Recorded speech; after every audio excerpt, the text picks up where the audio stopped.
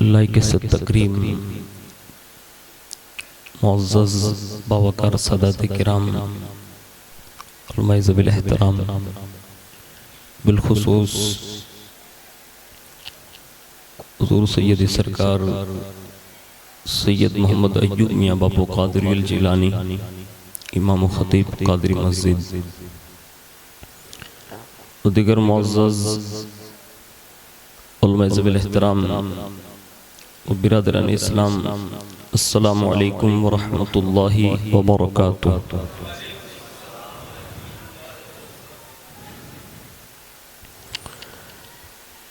अल्हम्दुलिल्लाहि रब्बिल आलमीन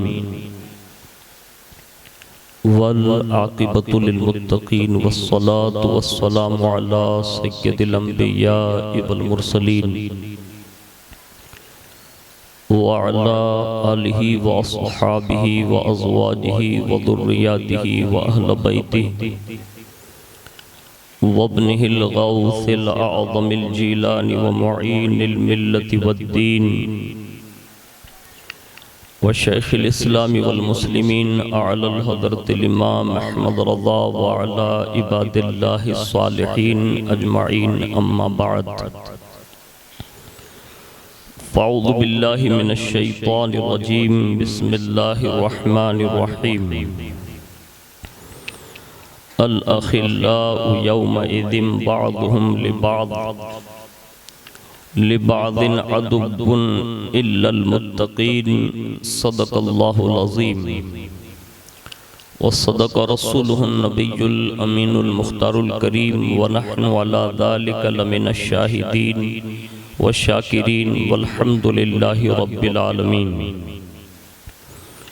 आइए सबसे पहले मज़हब अहले सुन्नत वल जमाअत यानी कि मसलक आला हज़रत के कदीम दस्तूर के मुताबिक हम सब के आका व मौला हुज़ूर सरापा नूर सैयदुना मुहम्मदुर रसूलुल्लाह सल्लल्लाहु ताला अलैहि वालिहि वसल्लम की बारगाह पुर नूर में जी लगाकर दुरूद पाक की नज़रें पेश कर लें।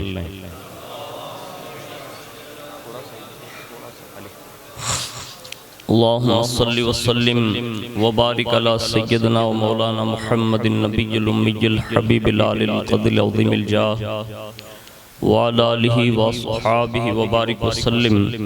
नबी और आले नबी पर एक बार और मोहब्बत से जी लगा कर पढ़ लें। अल्लाहुम्मा सल्लि अला सय्यदना व मौलाना मुहम्मदिन माअदनिल जूदि वल करम व अला आलिहि व अस्हाबिहि व बारिक व सल्लिम। सलातुम व सलामुन अलैका या रसूल अल्लाह सल्लल्लाहु ताला अलैहि वालिहि वसल्लम। हुसूल बरकत और हुसूल नजात के लिए पूरा मजमा आलम तसव्वुर में गुंबद खजरा बसाकर बड़ी मोहब्बत के साथ एक बार और दुरूद शरीफ पढ़ लें।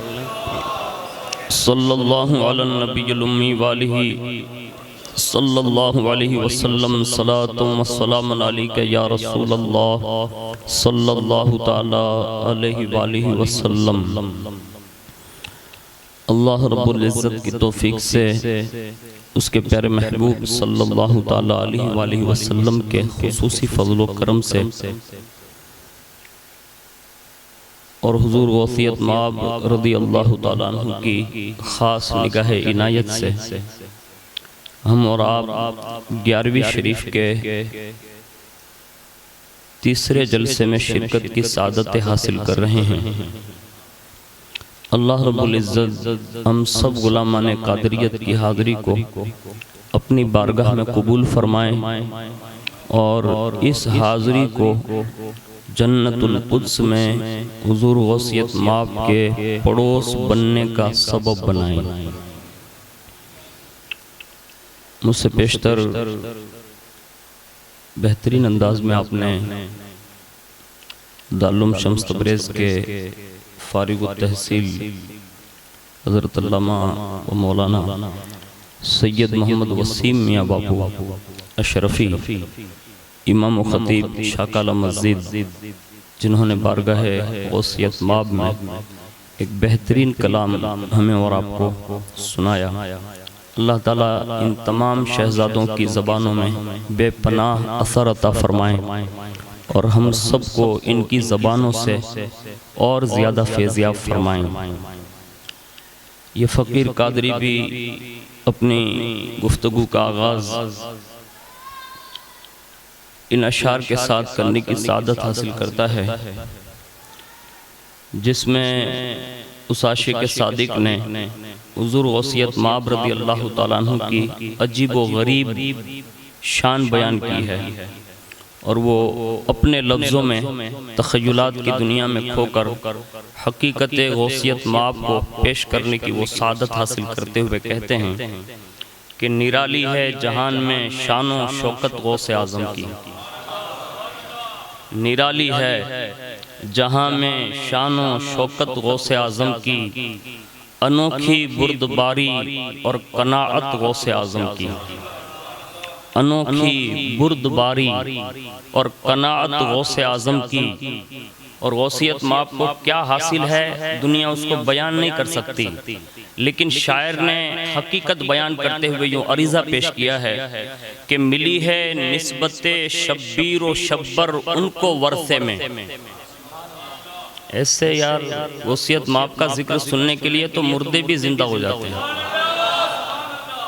बड़ी मोहब्बत से बोलेंगे तो इंशाल्लाह आपको भी बड़ा सवाब मिलेगा।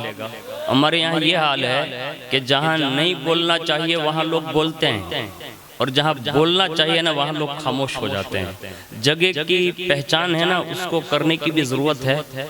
हमारे यहाँ उसूल यह है कि बंदा अगर सही जगह पर बोलने लगे ना तो सिर्फ बोलना उसका काम होता है, फिर उसको लोहे महफूज तक और इजाबत तक ले जाना ये खुदा की कुदरत का कमाल होता है।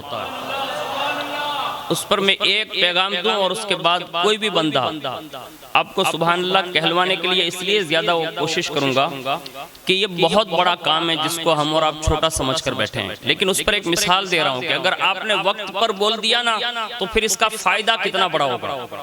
कायनात में एक खित्ता है ज़मीन का जो सबसे पहले वजूद में आया, जिससे काबा शरीफ कहा जाता है ना। ये कई बार बना, यानी फरिश्तों ने तामीर किया, फिर हजरत आदम अलैहिस्सलाम वक्तन फवक्तन ये कई बार तामीर हुआ। लेकिन जब हजरत इब्राहिम अलैहिस्सलाम ने तामीर किया ना तो रब ने फरमाया खलील मेरा घर मुकम्मल कर लिया। कहा हाँ, कहा तू जो मांगना चाहता है मांग। उन्होंने मांगा भी, और उन्होंने भी मांगा ना तो हुजूर की मिलाद मांगी, यानी सरकार की आमद के हवाले से उन्होंने दुआ की जो कुरान अज़ीम में है और 12वीं शरीफ में आप सुन चुके हैं। मैं सिर्फ इशारा देकर जा रहा हूँ कि उन्होंने दुआ भी मांग ली, और उसके बाद जब रब ने फरमाया ना, कहा इब्राहिम एक काम और कर। कहा क्या? कब मेरा घर तो तामीर हो गया है, अब पूरी कायनात में मेरे बंदे जहाँ रहते हैं ना उनको बुला के वो मेरे घर की जियारत को आए। अब कहाँ है मक्का शरीफ? कोई आसान तो नहीं है, लेकिन खलील है अल्लाह का, रब हुक्म दे रहा है। का खलील आवाज लगा, यानी वक्त पर अब बोल, काम पूरा हो गया है, बोल। बाबा खलील ने अरीजा पेश किया, कहा मौला ये रेगिस्तान, ये पहाड़ियां, उसके सिवा समंदर और न जाने कितने जंगलों बयाबान के बाद तेरी मखलूक आबाद है, और मैं इस वादी में यानी वादी बतहा में अगर मैं आवाज भी लगाऊंगा तो हो सकता है ये वादियों से टकरा जाए, उससे ज्यादा तो आगे न जाएगी। उस वक्त रब ने तसल्ली देते हुए कहा इब्राहिम आवाज लगाना तेरा काम होगा और हर जगह पर पहुंचा देना ये मेरी कुदरत का कमाल होगा। और कुदरत का कमाल फिर क्या हुआ? कुरान ने इसको जिक्र किया, हजरत इब्राहिम अलैहिस्सलाम ने बाकायदा बुलाया सबको, आवाज लगाई। आवाज देना हजरत इब्राहिम अलैहिस्सलाम का काम था। मुहद्दिसीन मुफस्सिरीन ये फरमाते हैं कि ये इब्राहिम अलैहिस्सलाम की आवाज जितने लोग बकायदे हयात थे, जिनके मुकद्दर में हज था, उन्होंने तो सुनाई, लेकिन जो माँ के पेट में थे अगर उनके मुकद्दर में भी हज था तो उन्होंने भी सुना। हाँ, और जो आलम अरवाह में थे अभी आए नहीं थे, उन्होंने अगर वहां सुनी और लब्बैक कहा तो फिर वो आने के बाद वहां जाने वाले थे तो उन्होंने भी ये आवाज सुन ली, और सबने लब्बैक कहा। और जिसने लब्बैक कहा सुबह कयामत तक काबा उस वक्त तक न उठाया जाएगा जब तक कि ये लब्बैक कहने वाले एक नजर काबे को न देख ले। ये एक अल्लाह का खलील अगर वक्त पर आवाज लगा दें यानी बोल दें तो उसका फायदा हुजूर की सारी ज़ुर्रियत को मिल रहा है, सारी उम्मत को मिल रहा है। हमें भी बोलने का मौका दिया है और ऐसे मामलात में कभी बोलना भी चाहिए। और जो बोल लेते हैं ना तो फिर उसको इनाम भी इतने बड़े बड़े दिए जाते हैं। अब मैं जिनकी शान बयान करने लगा हूं ना, शायर कहता है मिली है निस्बते शब्बीर और शब्बर उनको वर्षे में, मिली है निस्बते शब्बीर और शब्बर उनको वर्षे में, मुसल्लम दोनों जानिब से है निजाबत गौसे आजम की, मुसल्लम दोनों जानिब से है निजाबत गौसे आजम की। अब ये निजाबत है क्या और ये दोनों जानिब है क्या? आज बंदा अगर किसी बड़े का बेटा हो और उसका दादा बड़ा हो तो कहता है मेरा दादा फला है, और अगर कोई नवासा हो तो कहता है मेरा नाना फला है। इसी शेर की तशरीह में फकीर बरकाती ये नहीं कह सकता कि जब गौसे पाक अपनी निस्बतों का ऐलान करते होंगे तो फिर वो बाबा के दुआल यूं कहते होंगे कि अगर किसी को मेरा नाना देखना हो तो वो इमाम हसन को देखे, और मेरा नाना देखना हो तो वो सरकार इमाम हुसैन को देखे।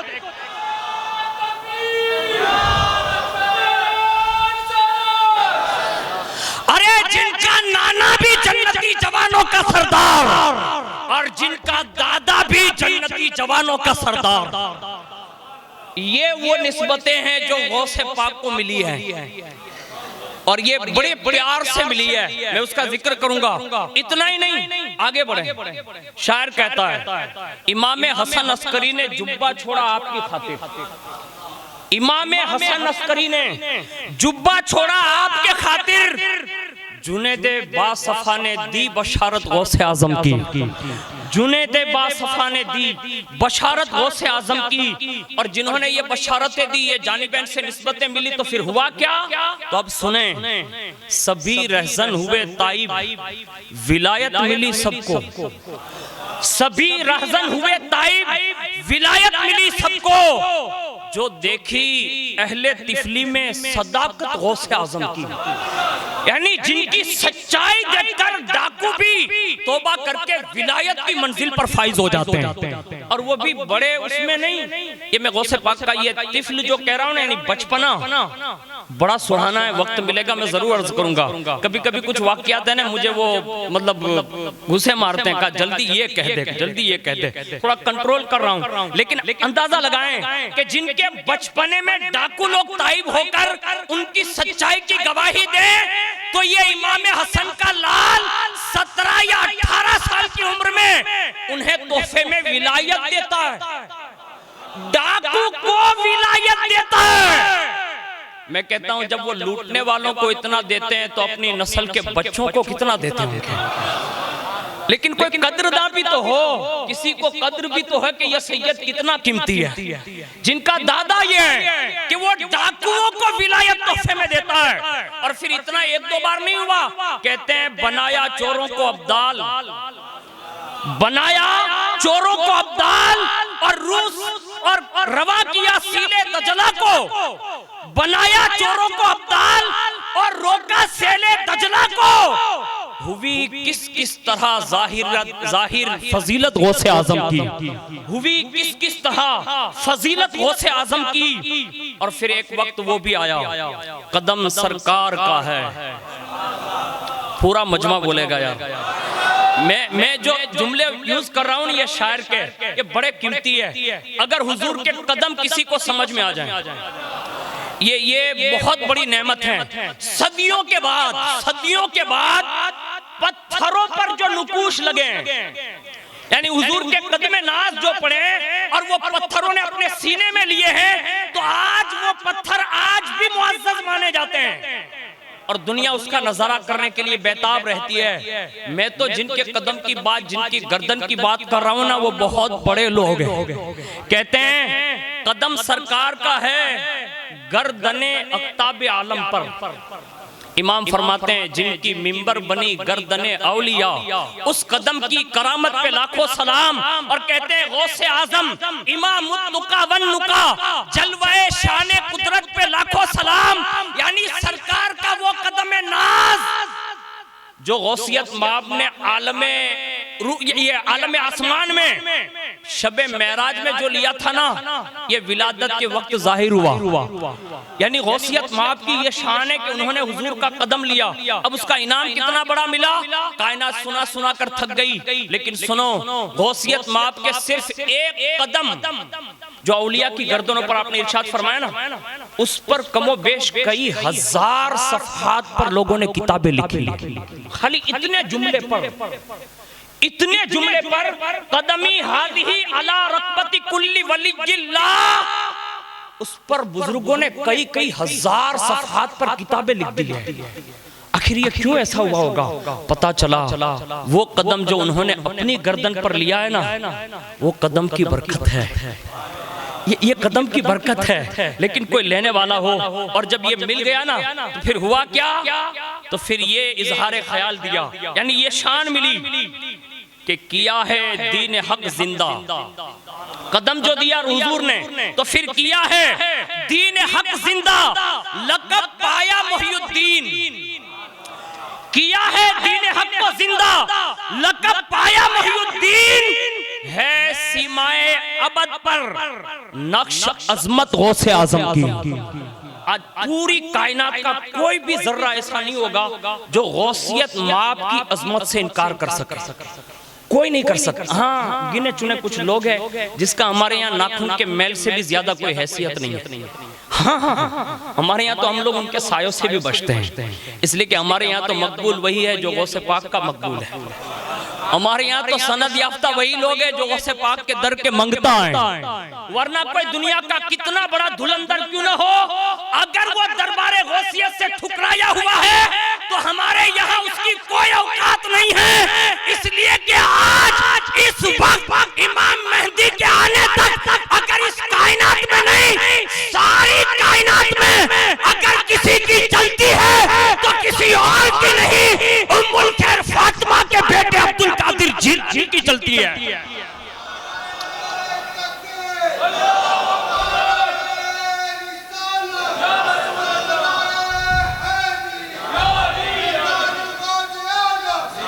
और ये हकीकत है, गुण उन्हीं के गाए जाएंगे जो गौसे पाक की गाएगा।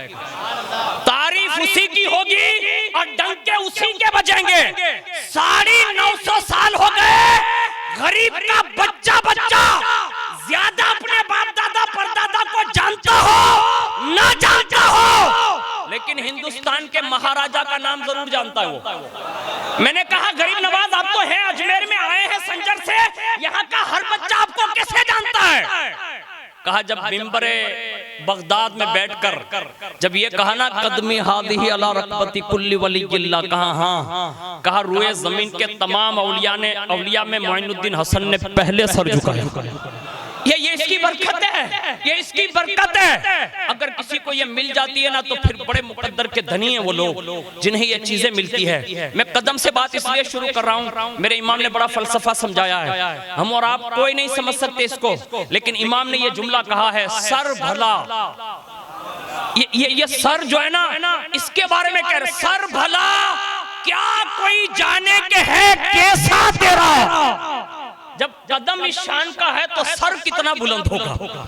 ये हकीकत है जिसके राज इंशाअल्लाह आहिस्ता आहिस्ता खुलेंगे। मैं अपने अशार पूरे कर लूं और उसके बाद गौसे पाक खिताबत कैसी करते थे। हाय हाय, वहाँ तो हाल ये होता था कि गौसे पाक फरमाते हैं अब्दुल कादिर उस वक्त तक बोलता नहीं जब तक के रब नहीं कहता। यानी तकरीर के लिए जब तक रब नहीं कहता मैं बोलता नहीं। अब जो रब के कहने पर तकरीर शुरू हो, वो तकरीर का अंदाजा कौन लगा सकता है? अरे ये वही तो तकरीर थी जिसके बारे में ये कहा जाता है कि कभी कभी गौसे पाक की तकरीर में नजफ का राजा, जोर से, नजफ अशरफ का राजा, वलियों का शहंशाह, सैयदुस सादात, शेरे खुदा, अलीयुल मुर्तजा खुद तशरीफ लाते थे और साथ में हुजूर कहते अली देख हमारा बेटा कितनी अच्छी तकरीर करता है। अरे जिनकी तकरीर को सराहने के लिए हमारे यहाँ तो हमारे बच्चे यहाँ मौजूद हैं, तलबा मौजूद हैं, इधर दोस्त अहबाब नारा लगा देते हैं, पूरे मजमे में जान पैदा हो जाती है। अरे जब शागिर्दों के दोस्तों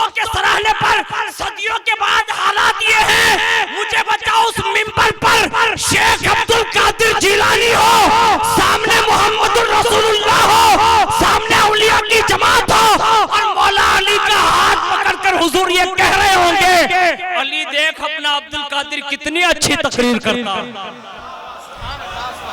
ये शान है उनकी खिताबत की। लेकिन वो सिर्फ खिताबत नहीं होती थी, लोगों के दिल बदल दिए जाते थे। हाँ, आपको जो 11 रोज तक बुलाया जाएगा ना, हमें भी बदलने की जरूरत है। हाँ, हुजूर गौसे पाक का एक जुमला सुना रहा हूँ, जिसके दिल में असर कर जाए ना, वो आज से ये नियत कर ले। सही बात, मैं बहुत पक्की बात।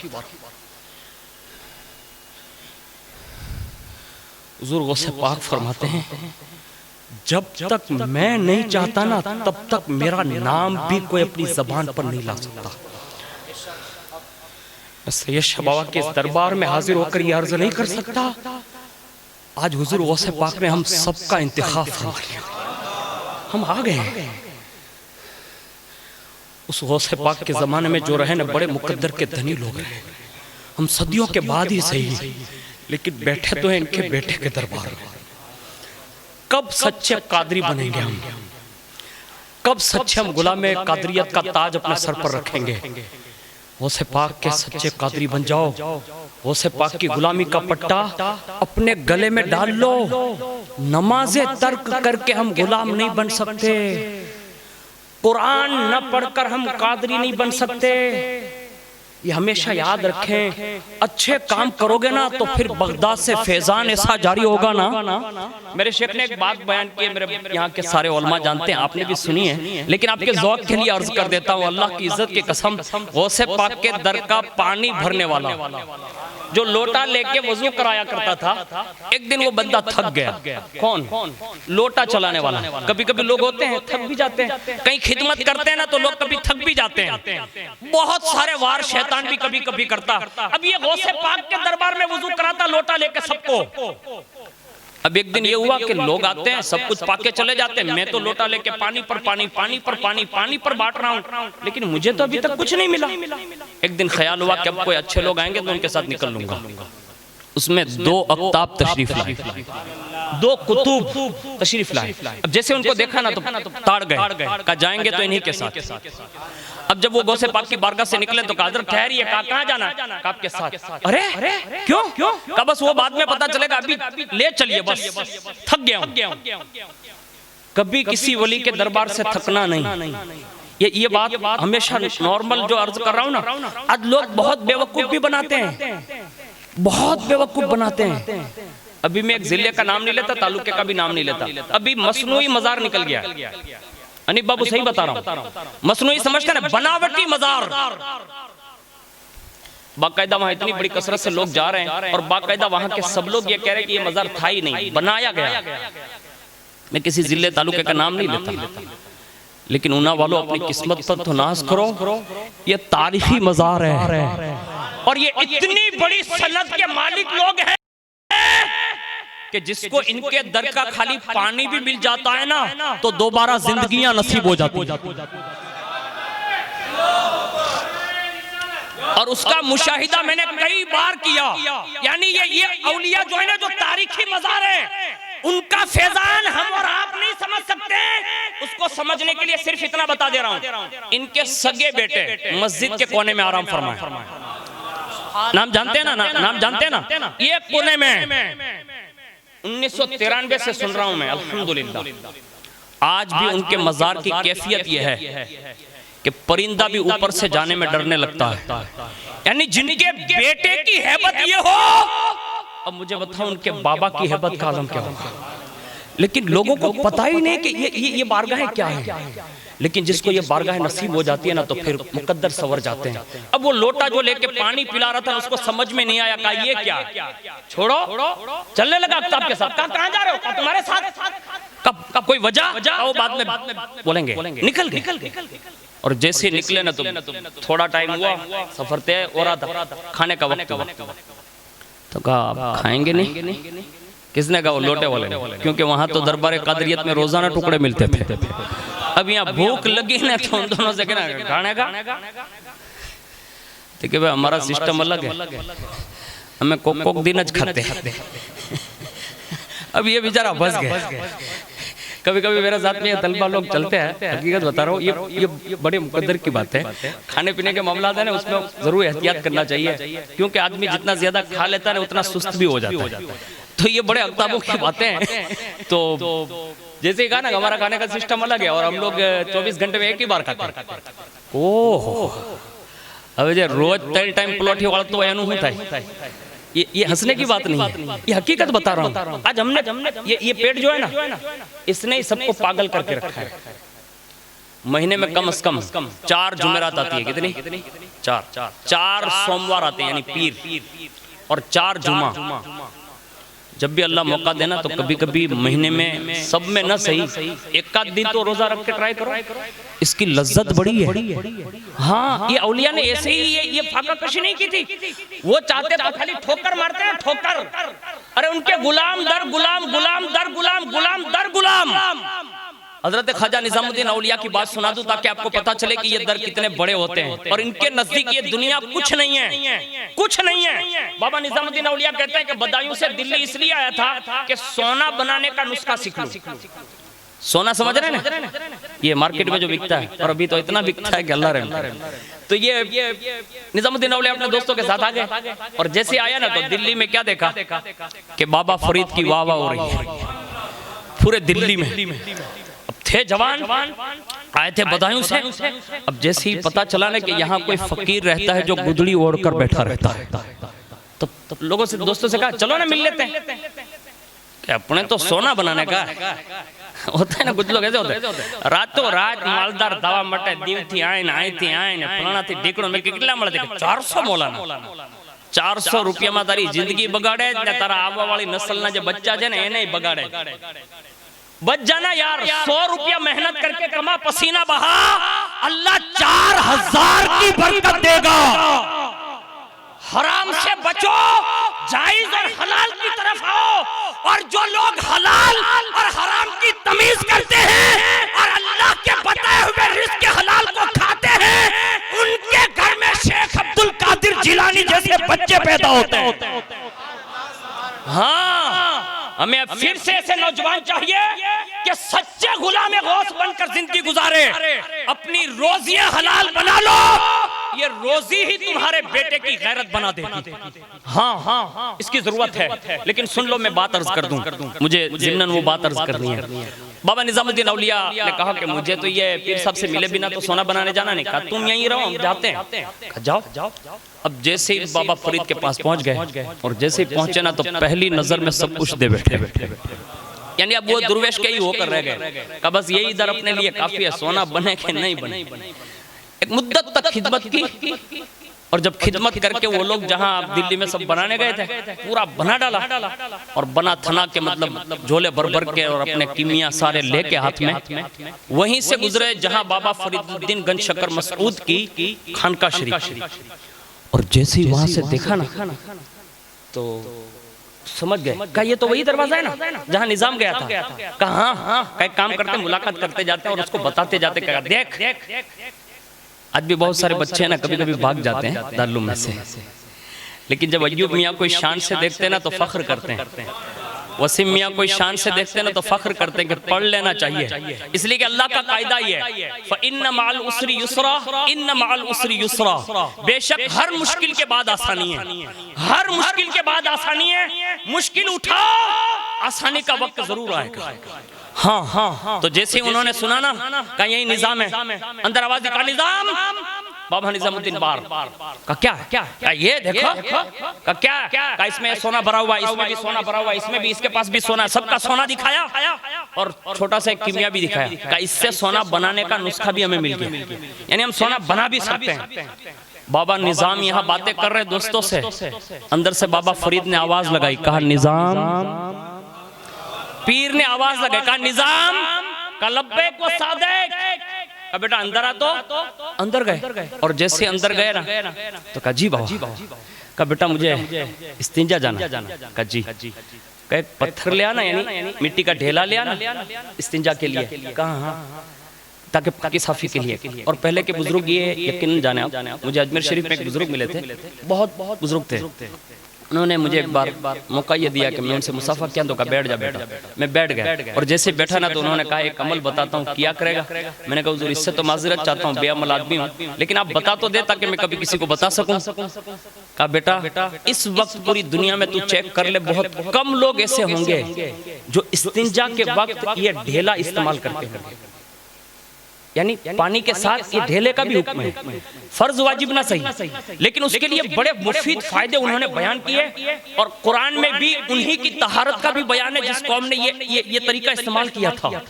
उन्होंने ये बात बताई, हकीकत यही है, लेकिन बताने के लिए ये मिट्टी को हकीकी मानों में ये पेशाब सुखाने के लिए क्यों इस्तेमाल किया जाने लगा, उसकी हकीकत बाबा फरीद ने बता दी। उसको सीख लें आप। निजामुद्दीन औलिया से कहा बेटा ढेला ले आना।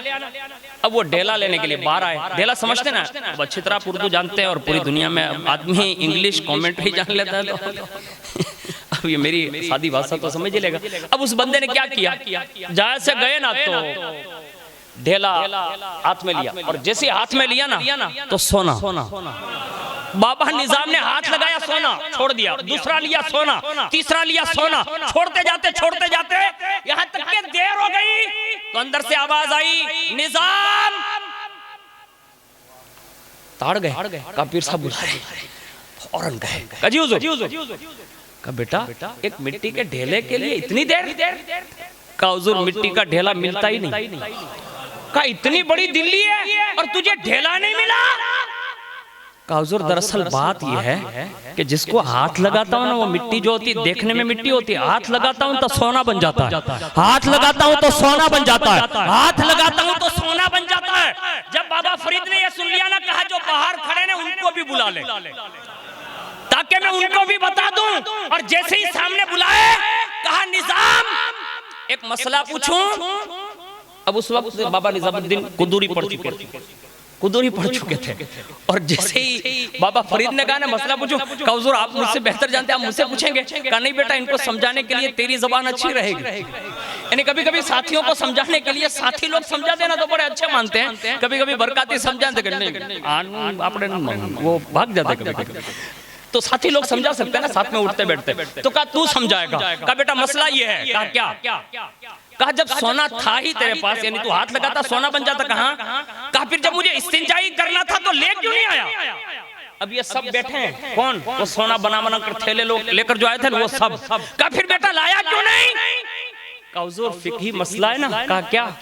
कहा सोने से इस्तिंजा नहीं हो सकता, यानी पेशाब सोने और चांदी से सुखाया।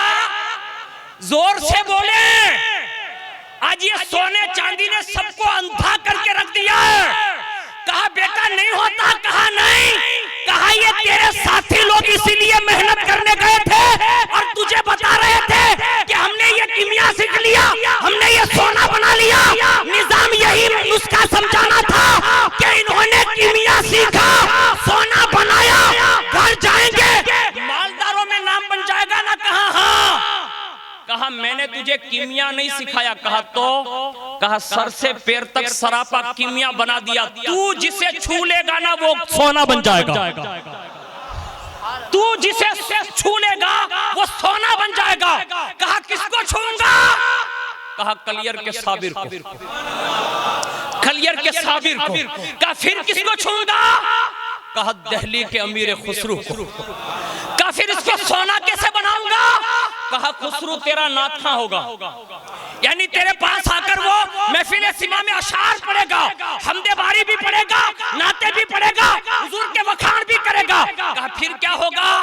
कहा फिर खुसरू ना रहेगा। कहा खुसरू ना रहेगा। कहा फिर क्या होगा? कहा दुनिया उसे देखेगी 7 बादशाहों के दरबार में जाने वाला अमीर खुसरू किसी और से ज्यादा मोहब्बत न करेगा, बादशाहों से भी ज्यादा महबूब इलाही निजामुद्दीन औलिया तुझसे मोहब्बत करेगा। जब निजाम सोना बनाते हैं ना तो अमीर खुसरू जन्म लेते हैं। और फिर कैसा बनाया मालूम है? 7 बादशाहों का दौर देखा और इतना सोना मिलता था, सिक्के मिलते थे, ऊंटों की कतारें लग जाती थी। लेकिन जब भी कोई बात आती ना तो सबसे पहले निजामुद्दीन औलिया के पास जाते थे, सबसे पहले। जब यहाँ कोई भी चीज नई बड़ी लोग लेते हैं ना तो सबसे पहले उनको देने जाते हैं। मैंने कहा वो लोग बड़े नहीं हैं, ये लोग बड़े, इनके पास आओ। दूसरों को आप राजी नहीं कर सकते, नहीं कर सकते, नहीं कर सकते, हमें और आपको इनको राजी करना होगा। और जो ये राजी हो जाते हैं ना तो फिर नेमत कितनी मिलती। एक मरतबा आप नात पढ़ रहे हैं, कौन? अमीर खुसरू। जब नात पढ़ने लगे ना तो निजामुद्दीन औलिया की ज़बान से निकला, कहा खुसरू, कहा क्या? कहा नात बहुत अच्छी पढ़ता है। कहा लेकिन लज्जत शेख सादी जैसी होनी चाहिए, वो मुझे तुझ में नजर नहीं आती। अब जब ये कहा ना, ये जुमला कहा ना तो चेहरा उतर गया, लेकिन दिल में तड़प जाग उठी। कहा बनूंगा ना तो लज्जत शेख सादी जैसा बनूंगा। यानी अब मेहनत शुरू। कहा हुजूर उसके लिए करना क्या पड़ता है? कहा खिजर अलैहिस्सलाम से मिलना पड़ता है। अतर तो बोलना खड़ा जुम्मे रहते हुए ना तो सही शबाबा में नहीं डोका था, खिजर अलैहिस्सलाम ने बोते अदर शबाबा में कोई नहीं। और कुछ लोग तो इसलिए जाते हैं कि अल्लाह माशाअल्लाह, मुझे तबसरा करने की जरूरत नहीं है, लेकिन जो जाते हैं ना उनको मैं भी जानता हूँ और वो मुझे भी जानते हैं। लेकिन कदम उठाने से पहले थोड़ा सोच के उठा के जाना, इसलिए कि जिस दरबार में जा रहे हैं ना, घर से हम जिस नीयत से निकलते हैं ना, वहीं सोते सोते सब जानते हैं। हम सबको ये चाहिए, जाओ ना। अब ये तलाश में निकल गए, खिजर मिले, खिजर मिले, पीर से सुना ना खिजर मिले। अब खिजर की तलाश करते करते कभी जंगल में, कभी बयाबान में, कभी फला जगह पर, कभी फला जगह पर। अजीब इत्तेफाक के एक दिन खिजर अलैहिस्सलाम मिल ही गए। और जिनको मिल गए ना तब उनके मुकद्दर भी सवार देते हैं। अमीर खुसरो ने कहा जिसकी तलाश में मारा मारा फिर रहा है वही खिजर अलैहिस्सलाम। अब जब खिजर अलैहिस्सलाम का नाम सुना ना बड़े खुश हो गए। कहा हजरत एक काम कर दे। कहा क्या? कहा वो शेख सादी को आपने क्या दिया था जिसकी वजह से उनके जबान में लज्जत आ गई? तो फरमाने लगे, कहा मैंने उसे अपना थूक दिया था। लुआब अब तो हमारे यहाँ सैयद सदद चिलम जी में हाथ धोए ना, हमारी जो को पी गए अब तो सुगम न लगे। अरे ये सुग नहीं है, दूसरों के मुंह वाला सब पीते हो तो कभी अली के लालों का भी पी लो ना। हाँ हमें मालूम नहीं है ये होंठ जो सैयदों के लगते हैं ना वो कितने कीमती होते हैं। मुझे वाक्य पर वाक्य मैंने कहा ना वो मेरे सीने में घूसे मार रहे हैं। सैयद मुनव्वर हुसैन कादरी रहमतुल्लाह अलैह बुजुर्ग गुजरे, वो से पाक को कभी कभी वजू कराते थे। और जब वजू कराते खास करके तहज्जुद में, एक दिन वजू कराते कराते पैर धोने की बात आई तो दिल में ख्याल आया, कहा काश आबे हयात मिल जाता तो मुझे भी लंबी उम्र मिल जाती। खाली ख्याल आया, ऐसे मुड़ के देखा, मुनव्वर क्या सोच रहे हो? कहा हुजूर आबे हयात का इधर आ जा, आबे हयात का इधर आ जा। सामने किया, ये लोटा लिया हाथ में, कहा पैर धुल रहा हूं, जितने किस्मत में चुल्लू आ जाए पी लेना। कदम है गौसे पाक के और पानी नीचे जा रहा है। मुनव्वर हुसैन कादरी कहते 1 2 3 4 5 6 दोनों पैर मुबारक में 6 चुल्लू हाथ आए। 6 चुल्लू पी लिए, अब वुजू से गौसे पाक हो गए फारिग। फिर फरमाया सैयद का क्या जानता है ये चुल्लू तूने जो पिए हैं मिलेगा क्या? नहीं हुजूर। आंखें बंद करके फरमाया लोहे महफूज पे 56 या ये 55 साल की तेरी उम्र लिखी है। क्या कहा? 56 या 55 साल की उम्र लिखी है। कहा हुजूर आप? कहा ये 6 पिए ना खोबे? कहा हाँ। कहा अल्लाह 600 और बढ़ा देगा। वो से पाक के कदमों से लगने वाला पानी एक चुल्लू मुनव्वर हुसैन कादरी को मिल जाए तो एक चुल्लू पे 100 साल मिल सकते हैं। अब 2020 में मैं अपने दोस्तों में बातें करूंगा ना, कल सब गुजर जाएंगे, मैं 200 साल जीऊंगा तो लोग हंसते हैं। हंसी है नहीं, मैंने बहुत सैयदों का हेठा भी पानी पिया है, उनके कदम वाला भी पानी पिया है। 200 साल अगर बरकती जी जाए तो ताज्जुब ना करना, इसलिए कि मेरा गौस 600 दे सकता है। अगर वहां से मिल जाए तो ये उनका करम है। लेकिन ये बात हकीकत है जो मैं अर्ज कर रहा हूँ। ये बात मैंने इसलिए कर दी ताकि वो लोटे वाले की बात समझ में आ जाए। अब जैसे वो लोटे वाले को लेकर चलने लगे, खाना का हमारे यहाँ 24 कलाक के बाद एक बार मिलता है। ठीक है देखेंगे, जब 24 घंटा हुआ तो ये पेट सुकड़ गया, क्योंकि रोजाना 3 टाइम खाना मिलता था। अब उसने कहा अब क्या होगा, काम दुआ करते अभी खाना आएगा। उन्होंने दुआ की, बाकायदा खाना आया तीनों के मुकद्दर का। उसके बाद फिर सफर शुरू हुआ। फिर जब दूसरा दिन हुआ ना तो कहा खाना, कहा नहीं यार हमारा उसूल नया है, तुझे समझ में नहीं आएगा, आगे चल, जब डबल 12 घंटे हो जाएंगे तब मिलेगा। अब ये भी घबरा गया। अब घबरा गया ना तो कहा इनके साथ कहाँ आ गया। लेकिन वो छोड़कर जाने के बाद अफसोस होता है पहले से सोच लेना चाहिए, 100 बार सोच लेना चाहिए, उसके सिवा सुनो। वो कहते हैं कि जब डबल 12 घंटे और बीते ना तो फिर दूसरे ने दुआ की, ए अल्लाह खाना भेज। खाना आ गया, तीनों ने खा लिया। अब जब तीनों खा चुके, अब फिर दूसरे दिन सफर शुरू हुआ ना, तो रास्ते में कहते हैं हजरत ये क्या, कल दुआ की बारी आपकी है। जिसको भी देखो ना, कोई भी मिला अस्सलाम वालेकुम, वालेकुम सलाम, ये सब कह रही है अल्हम्दुलिल्लाह, दुआ करो ना। देखिए हमारी दुआ थोड़ी कबूल होगी। मौलाना साहब आप दुआ करो, हमारी दुआ थोड़ा, तो दुआ करेगा कौन? सब ये कह रहे हैं कि किसी की दुआ, तो फिर दुआ करेगा कौन? दुआ को मामूली ना समझना। हदीस शरीफ में हुजूर फरमाते हैं दुआ तकदीर भी बदल देती है। हाँ, दुआ लेना शुरू कर दो, किसी से दुआ करवा लो, या काम ऐसा कर दो कि सामने वाला खुद ही दुआ करते हैं। ऐसा मिजाज बनाओ कि कल आपकी बारी है, डबल 12 घंटा गुजरने के बाद दुआ आपको करनी पड़ेगी, और खाना आएगा तो ठीक है, वरना फिर डबल 12 और घंटा निकालना। अब डबल 12 तो डबल हो जाए ना भाई। अब वो बेचारा तड़प गया, कहा ठीक है भाई, जब आएगा वक्त तो तब देखेंगे। और जब वक्त आया ना तो वुजू पानी करके वो भी बेचारा मरता क्या नहीं करता, बेहतरीन अंदाज में मुसल्ला भाई जीने गए। हवे ठीक है, बालो बता बेड़ा दिया, ए मांग दुआ। अब उन्होंने दुआ मांगी, किसने? गौसे पाक के दरबार पे पानी लोटे भर भर के जो डाला था ना उसने। और जैसे ही दुआ की ना, अल्लाह की कुदरत का कमाल ये है कि अब पहले जो खाना आता था ना उससे बढ़कर खाना आया। अब जब उन्होंने देखा ना, दोनों ने कहा तू तो कहता था ना कि मेरी दुआ मैं कुछ जानता ही नहीं, कहा सही में कुछ नहीं जानता, कहा तो फिर ये इतना खाना आया कैसे? तो कहे तो मुझे भी नहीं। इन्हें कभी कभी कुछ ऐसा होता है जो हमें भी नहीं मालूम होता कि हम लोग क्या है, लेकिन हकीकत जब खुलती है ना तब सबकी आंखें खुलती है। लोग कहते हैं ये सब लोगों को क्या हो गया, सैयदों से इतनी मोहब्बत करते हैं।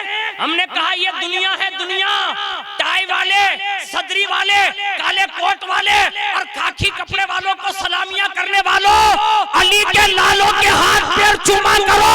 ये दुनिया में बज़ाहिर इनकी चलती है, कब्र हश्र पुलसिरात क़यामत के दिन होते कौसर मीज़ान अमल, ये 5 चीजों पर अगर किसी की सबसे ज्यादा चलती है तो वो फातिमा के बेटों की सबसे ज्यादा चलती है। लेकिन कभी जाकर देखो तो सही ये सैयद कितना बड़ा कीमती है। मैं कहता हूं जिलान से निकलकर बगदाद में एक शहजादा आता है तो बगदाद नहीं पूरी कायनात का तख्ता पलट कर रख देता है। ये सैयदों की शान है। हमारे लिए बहुत बड़ी खुशनसीब है, कितना बड़ा खानदान हमारे पास फिलहाल मौजूद है, हमें उनसे कुछ इक्तिसाब करना चाहिए। सुनिए, उसने कहा वो तो नहीं मालूम, लेकिन इतना जरूर जानता हूँ। कहा क्या? कहा कि मैं जो हूँ ना वो आपको बताऊंगा पहले, लेकिन आप मुझे ये बताएं कि आप जो दुआ करते तो क्या दुआ करते हैं? किनसे पूछा? वो दोनों से। आपके टाइम पे एक टाइम का खाना आया और मेरे उसमें डबल हो क्या आया। मैं तो नहीं जानता कि मैं क्या दुआ मांग रहा हूँ, लेकिन इतना जरूर जानता हूँ कि आप क्या दुआ मांगते हैं वो मुझे बताओ ना पहले।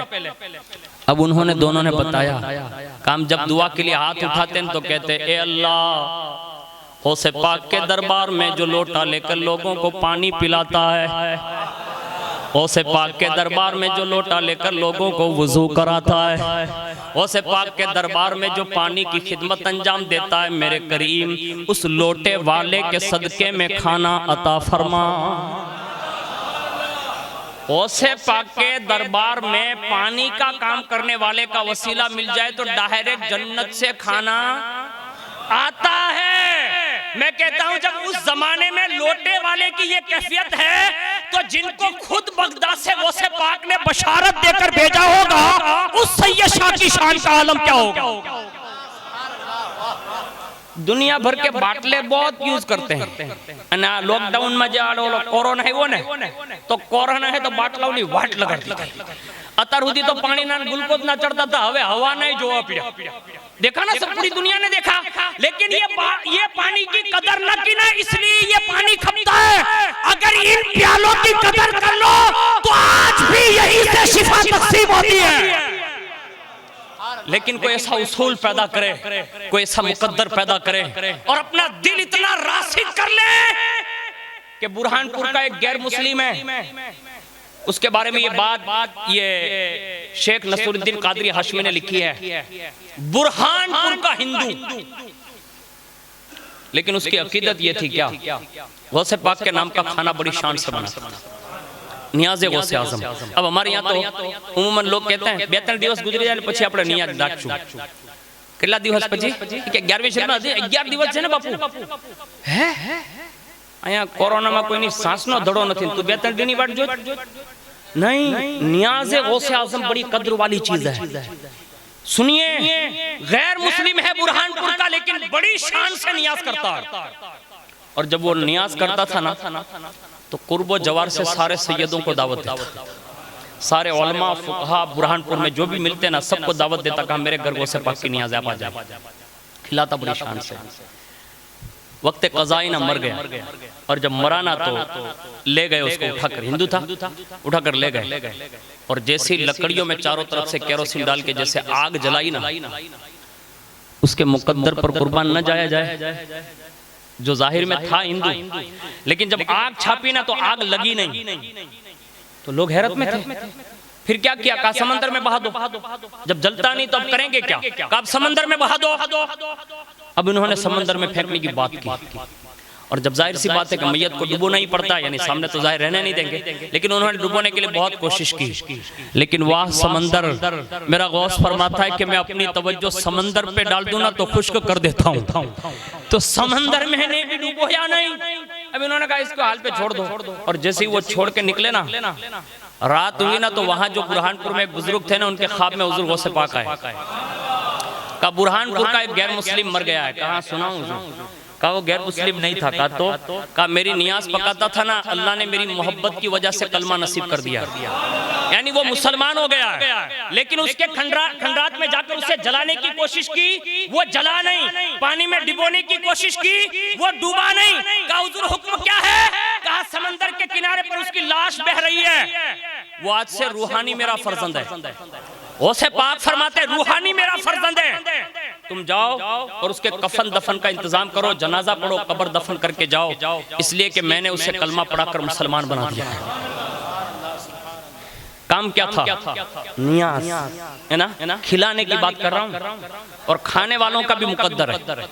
मैं खुद खाता हूँ, और ये सारे बच्चे लोग जानते हैं, और कई सादात को भी मालूम है कि जब नियाज होती है तो मैं शाम का खाना दारुल में नहीं खाता, वो नियाज पे अपना पूरा मुकम्मल करते हैं और पेट भर के खाते हैं। मैंने अपने बुजुर्गों से सुना है कि हकीकी मानों में नियाज है ना, दिल में नूर पैदा करती है, लेकिन उसकी कदर करके खाई जाए ना तो की बात कर रहा हूँ। हजरत सैयद मुहद्दिस आज़म हिंद फरमाते हैं कि आला हजरत के यहाँ जब गौसे पाक की नियाज पकी और किसी ने भूल से चंद दाने गिरा दिए ना, तख्त से उठे, घुटनों के बल बाकायदा झुके, और झुकने के साथ अपने होठों से वो नियाज उठाई, और लोग हैरत में थे, कहा ये हुआ क्या? तो लोग कहते थे ये मौलाना अहमद रजा को क्या हो गया, इतना झुक गया। और जब दाने उठाए ना तो लोगों ने बताया, कहा ये शेख अब्दुल कादिर जिलानी का फनाफी शेख है, यानी अपने पीर की मोहब्बत में फना, उसकी नियाज की इतनी कदर करता है। मैं कहता हूँ सुनो, जब नियाज इतनी बरकत वाली है तो गौसे पाक की पढ़ी गई नमाज कितनी बरकत वाली हो सकती है। कोशिश करें, अरे जब नियाज पकाने की जगह और खाने की जगह पर इतनी बरकतें मिल सकती है, तो सैयद शाह बाबा के जमाने से या उनके बाद के जमाने से ये कादरी मस्जिद की कितनी बरकतें हो सकती है। कभी कोई जाके ट्राई तो कर ले, कभी जाए तो सही। सुनो, गौसे पाक रज़ी अल्लाह तआला अन्हु का एक और मुरीद है, मैंने कल ये बात छोड़ दी थी, मेरे जहन से बात निकल गई, मैं फिर अर्ज कर देता हूँ। 40 साल के बाद वो बंदा पहुंचा, कौन? कल वाला मारदार जो मैंने आपको बात कही थी। 40 साल के बाद मौका मिला गौसे पाक से मिलने का, और जैसे मिलने गया ना तो बगदाद शरीफ में पहुंचते ही पूछा, कहा शेख अब्दुल कादिर जिलानी कहाँ रहते हैं? तो कहा आप कौन है? कहा बड़ी दूर से आया हूँ। कहा है आने वाले? कहा क्यों?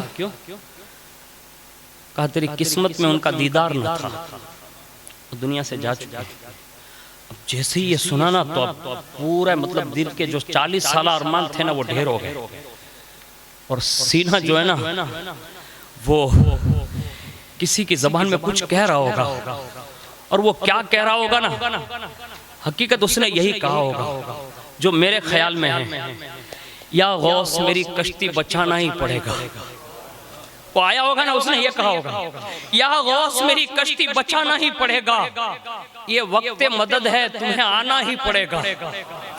हंस हंस के जिए कब तक यूं गम को छुपा कर, बस आके चले जाना मेरी बिगड़ी बनाकर। बिन आपके मेरा ये भरम कौन भरेगा। बिस्मिल की तरह हूं मैं, जीता हूं न मैं मरता, मतलब भरी दुनिया में मैं अकेला ही न चलता। लाज अपने किए की तो निभाना ही पड़ेगा, या गौस ये वक्त मदद है तुम्हें आना ही पड़ेगा।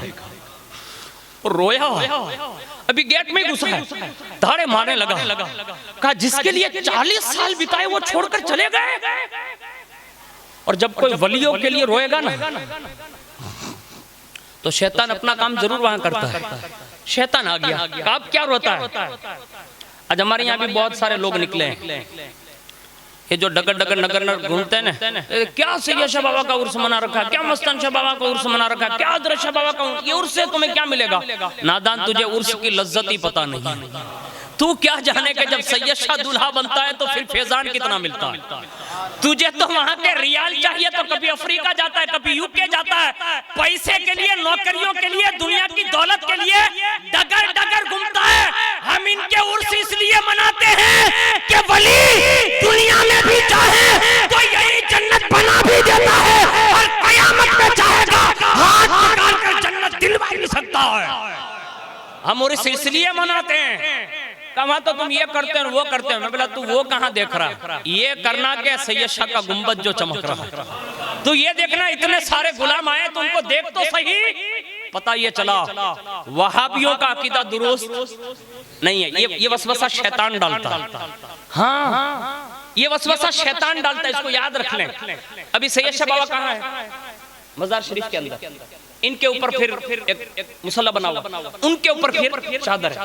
हजरत आदम अलैहिस्सलाम जब बनाए गए ना, आदम अलैहिस्सलाम जन्नत में जब बनाए गए तो उनका मुबारक जिस्म जब तैयार हो गया तो फरिश्तों ने कहा इब्लीस से, क्योंकि वो जनाब वही थे ना पहले, तो कहा खुद बनाया है।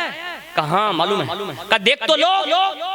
अब वो जनाब देखने आए, ऊपर से नीचे, ऊपर से नीचे, ऊपर, कहा कुछ नहीं है। किसने कहा? ऐसा नहीं यार, जोर से बोलो ना आप। अरे भाई सैयद शाह की बारगाह में बैठे हो और आहिस्ता बोल रहे हो। बोलो बोलो। इब्लीस ने, शैतान ने क्या कहा? इसमें कुछ नहीं है। तो फरिश्ते ही है ना। हजरत एक बार और देखो ना। जनाब एक बार और देखो ना, कुछ नहीं है। हजरत एक बार और देखो ना। जब 2-3 बार देखा ना तो कहता है यहाँ कुछ है। दिल इधर होता है, कहा यहाँ कुछ है लेकिन वो बंद है, और वहां तक मेरी रसाई, जोर से बोलो, वहां तक मेरी रसाई नहीं है। वहां तक उसकी रसाई नहीं हुई। अंदर जो है ना वो नहीं जानता कि अंदर क्या है, लेकिन है जरूर कुछ है, मैं नहीं बता सकता। लेकिन उसको खदशा गुजर गया कि अंदर जो बम निकला ना, इसलिए कि अंधेरों को दूर करने के लिए नूर की जरूरत है ना भाई। तो इमाम फरमाते हैं सुबह तैबा में हुई बढ़ता है बाड़ा नूर का, सदका लेने नूर का आया है तारा नूर का, और तेरी नस्ले पाक में है बच्चा बच्चा नूर का। तू है आईने नूर, तेरा सब घराना नूर का, और जिस नूर वाले से इनको निस्बत मिलती है तो फिर वो एरे गहरे नत्थु खेरे का खौफ नहीं खाता, बल्कि बब्बा के दुहालियों कहता है। उनकी निस्बत का ताज रखते हैं, हर मर्ज का इलाज रखते हैं। हमें खौफ क्या हो यजीदियों का, हम तो हुसैनी मिजाज रखते हैं। और जिसको ये निस्बतें मिलती है ना तो फिर कादरियत जोश भी देती है, कहती है क्या दबे जिस पे हिमायत का हो पंजा तेरा, शेर को खतरे में लाता नहीं कुत्ता तेरा। फरिश्तों ने कहा हजरत कुछ नहीं है, कहा कुछ नहीं है, कहा एक चीज है लेकिन वो पता नहीं। कहा उसने जन्नत में। अब यहाँ दरगाह को नहीं मानने वाले के तो हम समझ गए कि ये उधर वाला लगता है। हाँ, ये फंसा, सबसे पहला वसवसा ही उसी ने डाला, कहा इसमें कुछ नहीं है। लेकिन सुनो, ये गया था बगदाद पहुंच, मुरीद जैसे बगदाद पहुंचा ना तो शैतान आया। और बगदाद की शान क्या है मैं आपको क्या बताऊं यार। वैसे पाक की बारगाह में सैकड़ों बार खुद माजिरत के लिए शैतान हाजिर हुआ है। अब्दुल कादिर थक गया, कौन कहता है ये? कहा तुम्हारे मुजाहिदे रियाजतें देख देख कर अब मेरा काम नहीं है तुम पर हमला करना, अब मैं जाता हूं। और कई बार तो गौसे पाक फरमाते हैं कि मैं पीछे दौड़ता तो भाग जाता। यानी इस शान से गौसे पाक को जलाल और जमाल दोनों मिले थे।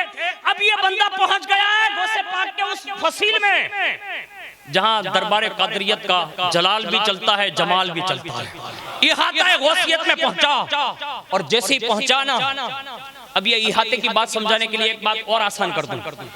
खंबात शरीफ जो भी मेरे साथ आए उनसे आप पूछ लेना खाली, सदियों के बाद गौसे पाक के 2 पोते खंबात शरीफ में आराम फरमाए। सगे 2 पोते यानी बेटे के डायरेक्ट बेटे हजरत सैयदना मोहम्मद रहमतुल्लाह अलैह के दोनों बेटे सैयद अली सरकार, सैयद वली सरकार खंबात शरीफ में मौजूद है अपनी वालिदा के साथ।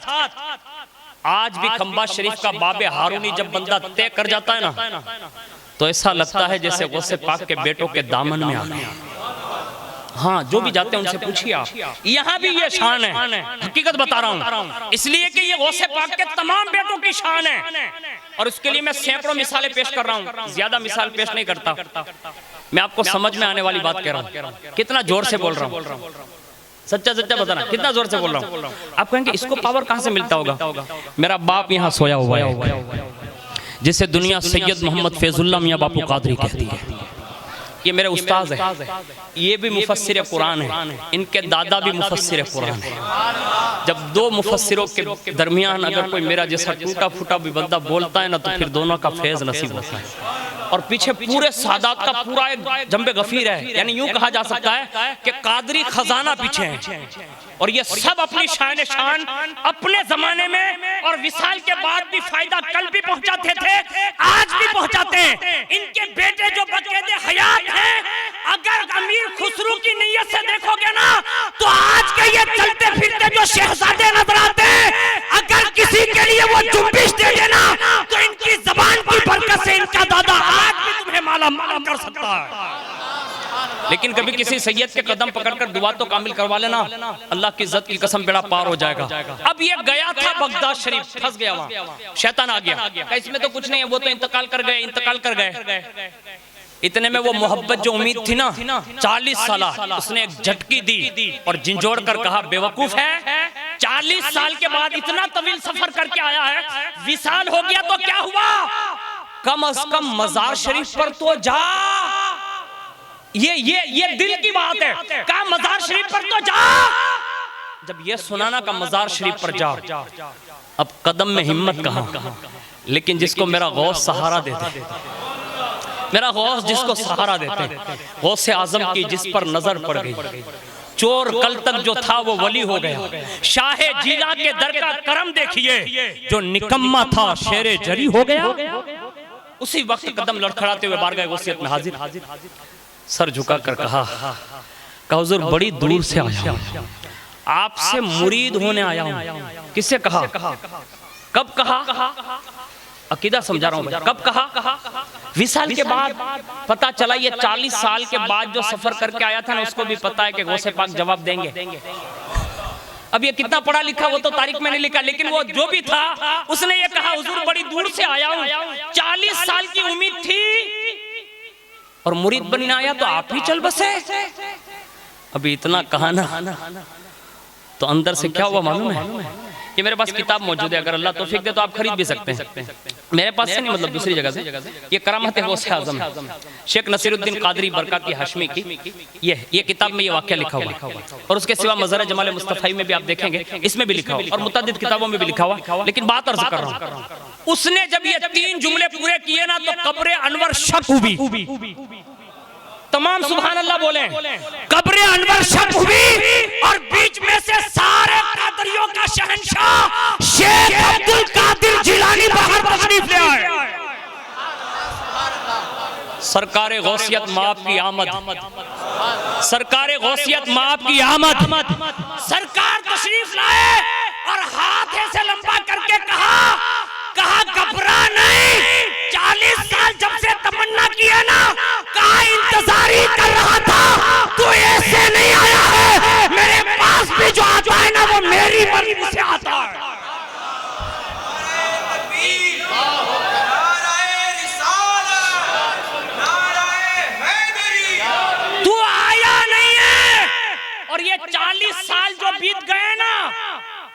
कहा मेरी मर्जी के बिना कोई आ नहीं सकता, और तूने ये समझ लिया कि मैं नहीं आया, तू नहीं आया, मैंने बुलाया ही नहीं था।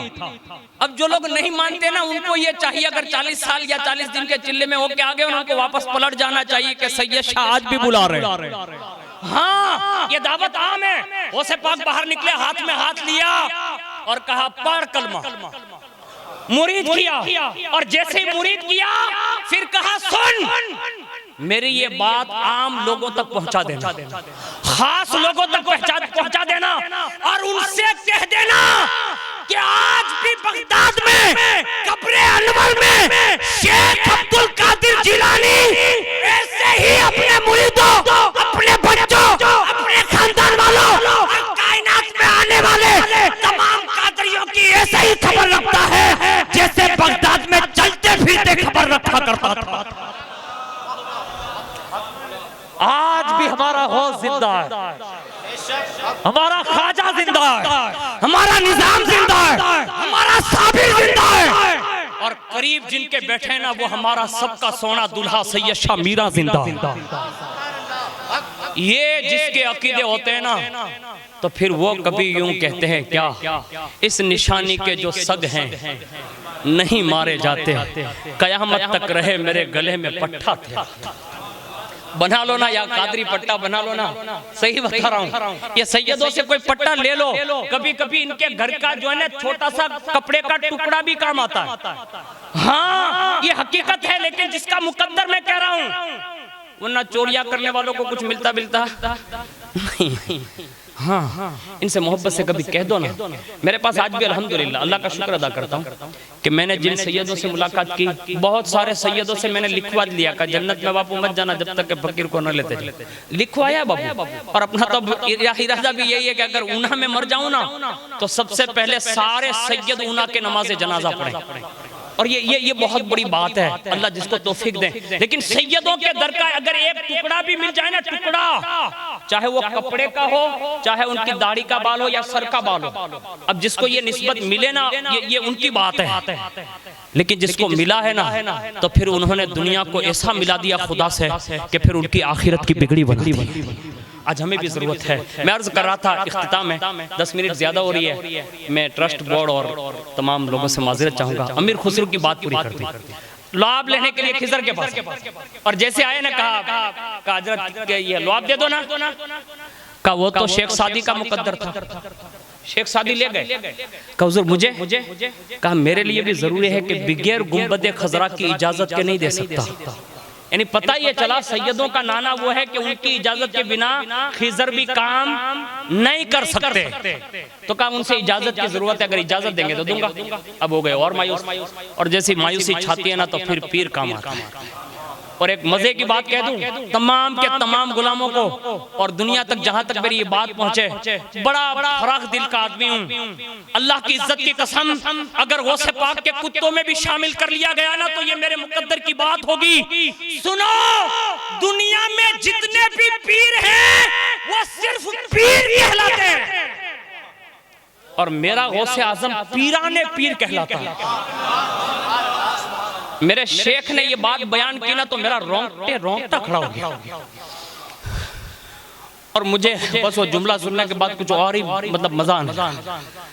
उन्होंने फरमाया सब पीरों को पीर सिर्फ इसलिए कहते हैं कि वो जिससे प्याला पिलाते हैं ना, तो वो उनका मुरीद बन जाता है ना, यानी जिसको प्याला पिला दे उनका मुरीद। लेकिन कोई पीर अपने मुरीद का प्याला नहीं पीता। सही बात है कि गलत है? मैं जो कह रहा हूँ वो सही है ना? कोई भी मुरीद का प्याला कोई पीर नहीं पीता। पीर पिलाता जरूर है, पिलाने के बाद दुआ कर दी, बात खत्म, लेकिन सामने से उनका प्याला कोई नहीं पीता। या गौसियत माब रज़ी अल्लाह ताला अन्हु, आपके रुतबे सिवा है।